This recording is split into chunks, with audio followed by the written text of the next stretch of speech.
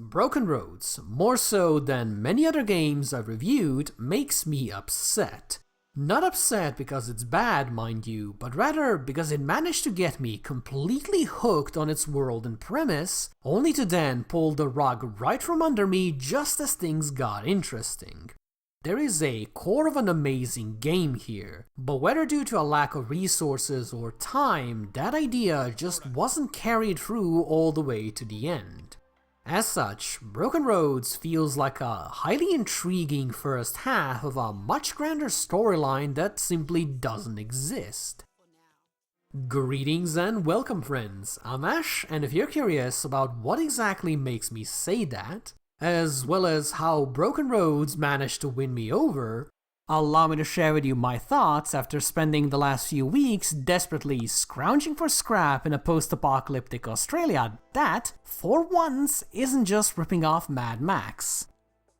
Set many generations after nuclear war devastated Australia's cities, Broken Roads is a story about survival in an extremely harsh environment, as well as the painful process of rebuilding civilization from essentially nothing. Unlike games like Fallout or Wasteland, where the wilderness is full of deranged mutants and rabid beasts, most of Broken Road's conflicts are a result of people being people, which gives its world a very grounded and rather unique feel. Things do eventually get a bit outlandish as actual factual magic enters the scene, but it is treated as enough of a novelty that the world never loses that connection to reality. Because of this, I found Broken Roads to be very easy to immerse myself into. Broken Roads also tries to stand out from the crowd by contrasting the nitty-gritty details of surviving in a post-apocalyptic desert with some more highbrow ideas that stem from various works of philosophy, both ancient and contemporary. While I'm personally not the biggest fan of waxing philosophical, I did appreciate Broken Roads trying to add some extra depth and flavor to many of its interactions. Instead of giving you the classic good boy versus bad boy points, your actions in Broken Roads influence your moral compass, which is divided between four main ideologies: humanitarian, utilitarian, Machiavellian, and nihilist. Or, in extremely simplistic terms, the idea that everyone's life is equally important, the greater good is what matters the most, the ends justify the means, and me, and only me. While this might sound massively complicated, in reality it's just a way of letting you know the tone of a dialogue option at a glance. After all, if you have a dozen choices presented to you, it is quite handy to know which ones are or aren't going to be compatible with your type of character. There's also some passive buffs you can get by really pushing your character in any given direction, but they're all thankfully small, so you can just focus on making your own choices and not following some arbitrary path.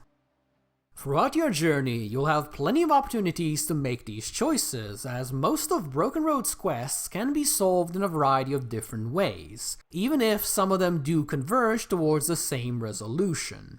These quests generally fall into two categories: bite-sized pieces that mostly serve to introduce you to new places or get you into combat, and more heavily involved adventures that will have you shape the fate of a major community.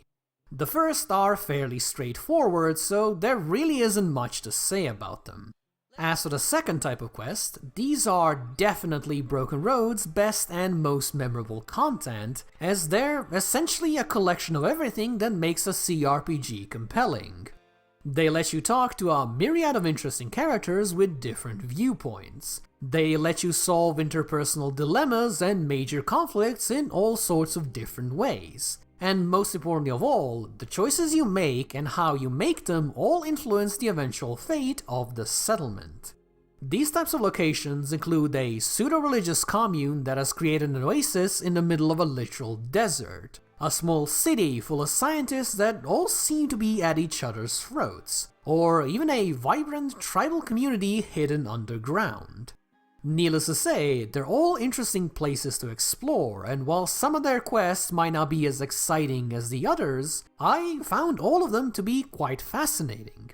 Visually pleasing too, because even though Broken Roads doesn't have the highest graphical fidelity, it has a very stylish hand-drawn look to it that gives it a ton of charm.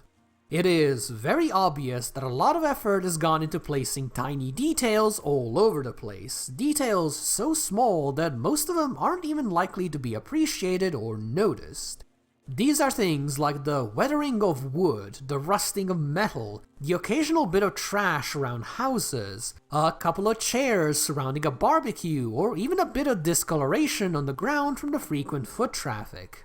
When combined, all of these tiny little details really help sell the idea that this is a living, breathing world, and not just a theme park with quest dispensing automatons. And as someone that likes to get immersed in his RPGs, I really do appreciate this sort of thing. Besides wandering across the endless desert and occasionally fighting off a drop bear attack, most of what you'll be doing in Broken Roads is talking to people, whether this be to solve a quest or simply to learn more. Luckily, Broken Roads' writing is generally quite solid and immersive across the board. The whole thing also feels very authentically Australian, which I think is partly due to most normal people swearing and using slang words in day-to-day conversation, which is exactly how it's like in real life. I also find it quite amusing how Broken Roads treats this Australian slang as some kind of indecipherable alien language by giving you pop-up translations for even the most basic terms. But then again, I suppose it's for the best, as you know someone out there will be super confused about why yeah, nah actually just means no. The only time I felt the writing floundered was when it got too deep into philosophy. Broaching a deep and nuanced topic is all well and good, I am absolutely in favor of that, but when a conversation starts sounding like a high school debate where two people just throw quotes at each other, that's when my attention would start slipping and my eyes focusing ever more on that tantalizing continue button. Now, aside from a couple of these moments, Broken Roads' major questlines generally had me heavily invested in what's going on.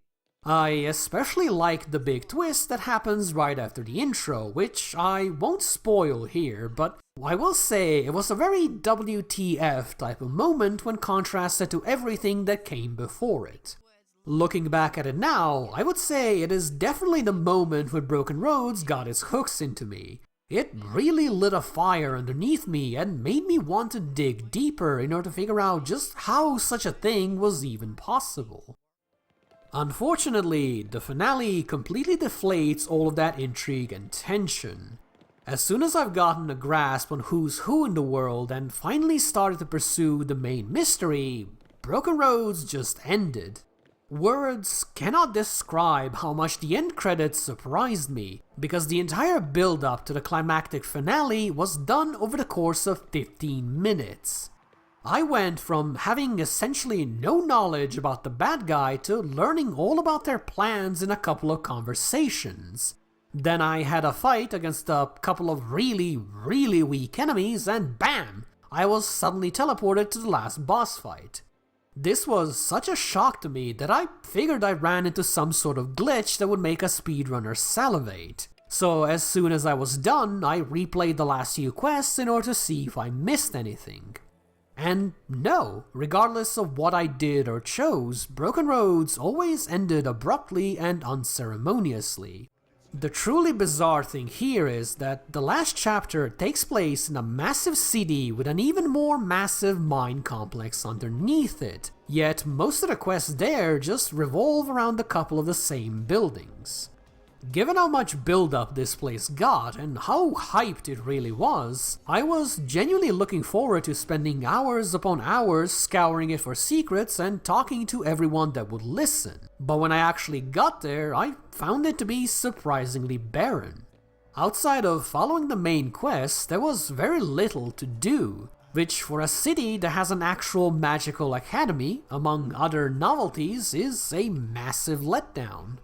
It is a similar story with the companions. They started off their adventure nice and chatty, a bit simplistic perhaps, but definitely interesting enough that I wanted to learn more about them over the course of our adventures. However, that moment where you have a deep heart-to-heart conversation with them and where you come to some sort of an understanding just never came.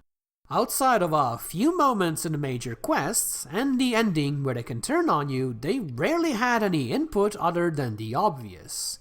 And so, eventually, they just ended the game as exactly the same people as they started. Nothing learned, nothing gained. And again, the same goes for the items and equipment. Throughout the game, I had a feeling that I was only just getting started as I was using relatively weak equipment and could only afford a singular good weapon across my entire team. But no, that's actually it. All of the items Broken Roads gives you access to is what in any other game would be considered early game stuff. Gear that gets you going and exploring the world, but very quickly gets replaced with much spicier and interesting variants. So if you're like me and you decide to be a shotgun wizard, your weapon progression is going to be as simple as shotgun into shotgun +1 into shotgun +2, which is just such a boring way of handling RPG gear since there's no actual choices to make or options to weigh against each other. Because of all of this, Broken Roads genuinely feels like the first half of a much grander storyline that simply never came to be. Whether that's actually the case, I obviously don't know, but what I can say is that if the ending was the conclusion of Act 1 or Act 2, I would have been genuinely excited to push onward as Broken Road's world is just the right mixture of normal and magical, of wasteland and civilization, and of depressing reality and lofty philosophical ideals. Alas, what we've got is a very strong start and a thoroughly unsatisfying finish. The kind that makes me wonder if I've just wasted a dozen hours of my life getting invested into a story that just kinda went nowhere. And since I'm already complaining, I suppose this is as good a time as any to talk about Broken Road's weakest aspect, the combat. In theory, the combat looks like it should have a lot of depth since there's over a dozen unique combat and support skills to smash enemies with, each of which then comes with their own specific upgrades. Many of these abilities are quite interesting as well, but none of that even matters when the enemy AI is unable to pose a challenge past the early game. All they really know how to do is to stand and shoot or run and punch. If you're lucky, they might even use a grenade, but really that's as far as it goes. Even the final boss, the big bad guy with the power to literally melt people by touching them, just kind of stood there while I repeatedly clubbed them over the head. Perhaps that's for the best, however, as the combat has a very serious lack of quality of life features. There are no hotkeys or even a hotbar to help you, so you have to manually select abilities through two small radial menus that you cycle between.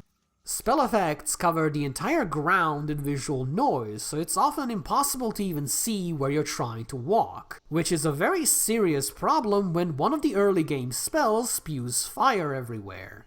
Every single time the enemies take a turn, the camera spends a moment just staring at them before they finally spring to life and slowly, very slowly execute their attacks. And worst of all, there is no hotkey for the end turn button. This means that every single time one of your characters runs out of action points, and this, believe me, is gonna happen a lot, you have to manually move your mouse to the bottom right of the screen and hit that end turn button. Every single time. Individually, all of these things will be annoying but manageable. But when you stack all of them together, you end up with a very aggressively mediocre combat system. And it really didn't have to be that way. With more varied and challenging enemies, a couple of UI tweaks, and some general polishing, I could easily see the combat becoming a fun little diversion from all the philosophical talk. Personally, I would love to ignite all sorts of different flavors of enemies on fire. However, as it stands, the combat is just kind of there. When it comes to the technical stuff, I've only really got one notable issue, though it was both a recurring problem and a frustrating one. Seemingly at random, all of my inputs would stop registering and I would be forced to restart the game in order to continue. Repeating the same steps result in the exact same lockout, so every time it happened, I had to go do a completely different quest in a completely different part of the map in order to avoid it. Aside from that, Broken Roads has been a fairly smooth experience all the way through. I've had no stuttering, no crashes, or many similar technical issues that are unfortunately a bit too common these days. As a final note, I do have to commend Broken Roads on its pathfinding. It doesn't matter how complicated the environment is or how far you're going, the characters will always, and I really do mean always, find the best way there. This might not sound like much, but after playing a couple of really ancient cRPGs recently, it was very refreshing to not have my characters rub their face on every single wall, just full-on Duke Nukem style. Broken Roads has me very conflicted. On one hand, I love its world and I found myself deeply invested in the struggles of its people. On the other hand, the combat was completely uninteresting, and the ending portion felt so rushed and unsatisfying that it retroactively soured my experience. So when it comes to recommendations, I think Broken Roads is a game for cRPG connoisseurs. Or in other words, people with a bit of genre experience that are willing to overlook some problems in order to experience an engaging and unique story. Because at the end of the day, Broken Roads really is a good game, it's just missing a few more pieces. It's like 70% there. As a very final and very personal note, I really do hope the Drop Bear Bytes team continues working on cRPGs in the future. Broken Roads, like I said many times, really does have a good core, and while I do have some notable issues with it, I did genuinely enjoy my time with it. So with some valuable experience under their belt, and hopefully a bit more time, I can definitely see their next game being a full-on smash hit. Thank you guys for watching, and if you enjoyed this, or even if you didn't, please do let me know. If you would like to see more, make sure to subscribe, hit the stupid bell, pet your drop bear, and do whatever other nonsense you gotta do these days. Thank you again for watching, and I do hope to see you soon. Bye bye!